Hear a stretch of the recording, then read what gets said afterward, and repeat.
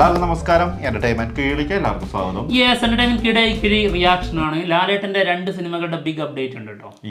ഒന്ന് ഇന്നലെ വന്ന അനൂപ് മേനോൻ ലാലേട്ടൻ കൂട്ടുകെട്ടിൽ വരാൻ പോകുന്ന സിനിമയെ കുറിച്ചാണ്. മറ്റൊന്ന് ദൃശ്യം 3. ലോകത്തുള്ള മലയാളികൾ മൊത്തം കാത്തിരുന്ന സിനിമ, അതിന്റെ അനൗൺസ്മെന്റ് ആണത്.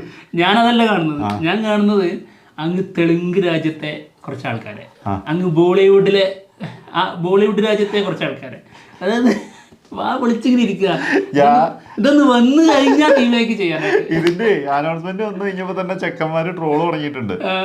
കുറച്ച് സമയം ആയല്ലോ ഇത് വന്നിട്ട്.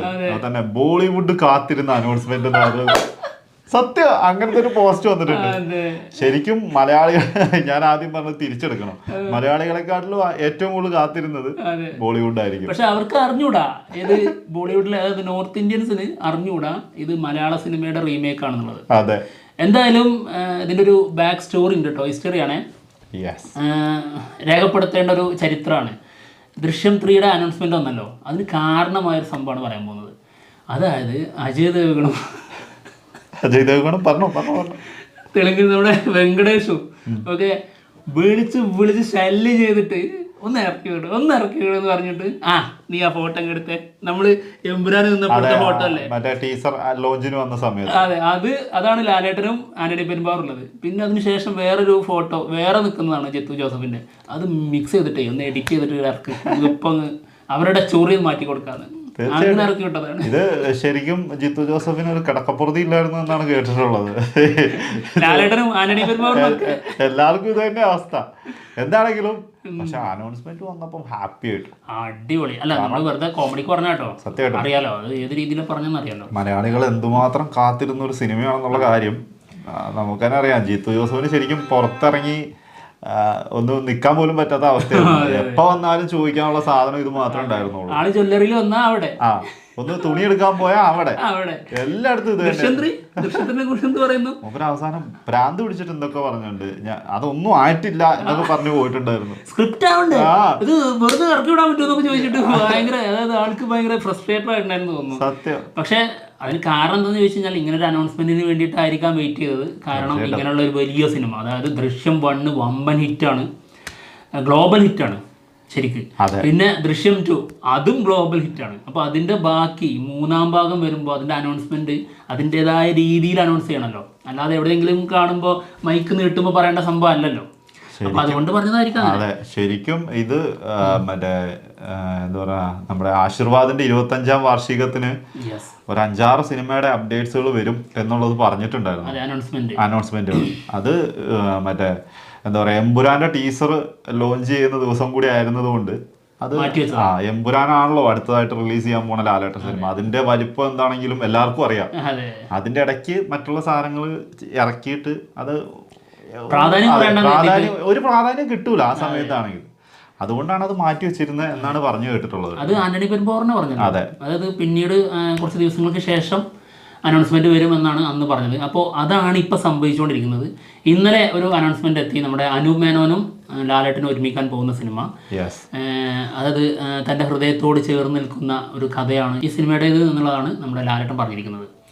ഒരു പ്രണയകഥയാണെന്നാണ് കേട്ടത്. ഞാൻ പോയിട്ട് പിന്നെ മറ്റൊന്ന്, അതിന്റെ സ്ക്രിപ്റ്റും ഡയറക്ഷനും അനൂപ് മേനോനാണ്.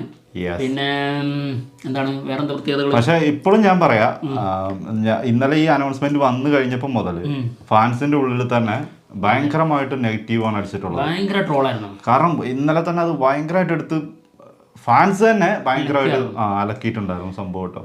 കാരണം ഒരാളും പ്രതീക്ഷിച്ചിട്ടില്ല. അതായത് പല സ്ഥലങ്ങളിലും കണ്ടു ആ വെച്ചൊരു നടന്റെ സിനിമയാണ് ആദ്യം ചെയ്യുന്നതെന്നുള്ളത്. എല്ലാരും അമൽനീരതും ലാലേട്ടൻ മൂവിയൊക്കെ പ്രതീക്ഷിക്കുക.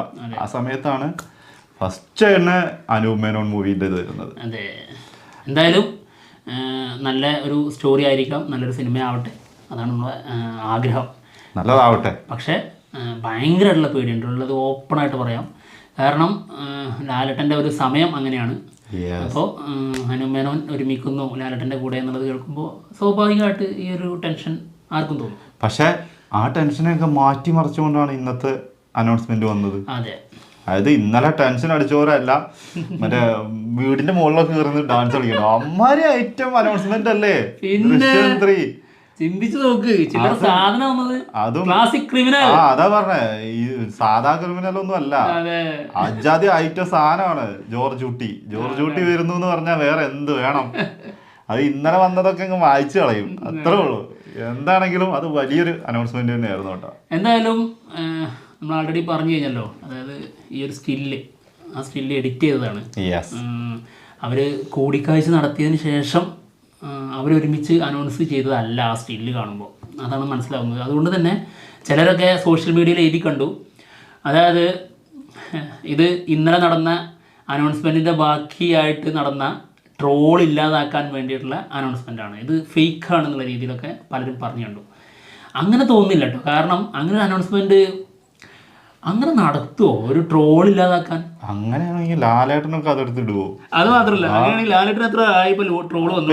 അങ്ങനെയാണെങ്കിൽ എല്ലാ ദിവസവും ലാലേട്ടന് ട്രോളിനെ കുറിച്ച് ചിന്തിക്കുന്നുണ്ടെങ്കിൽ ട്രോൾ ഇല്ലാതാക്കാൻ എന്നും അതിനായിട്ട് പുകഞ്ഞ് നടക്കേണ്ടി വരും. ഇത് അതൊന്നും അല്ല, ഇത് അവർ അന്ന് പറഞ്ഞ സംഭവമില്ലേ, ഓരോ ദിവസവും അനൗൺസ്മെന്റ്, ഇനി ചിലപ്പോൾ നാളെ ഉണ്ടായേക്കാം, മറ്റന്നാൾ ഉണ്ടായേക്കാം, അങ്ങനെ ആ കുറച്ച് സിനിമകൾ ഏതൊക്കെയാണ് വരാൻ പോകുന്നത് അതിനെ കുറിച്ചുള്ള അനൗൺസ്മെന്റ് വരുന്നു, അത്രേ ഉള്ളൂ.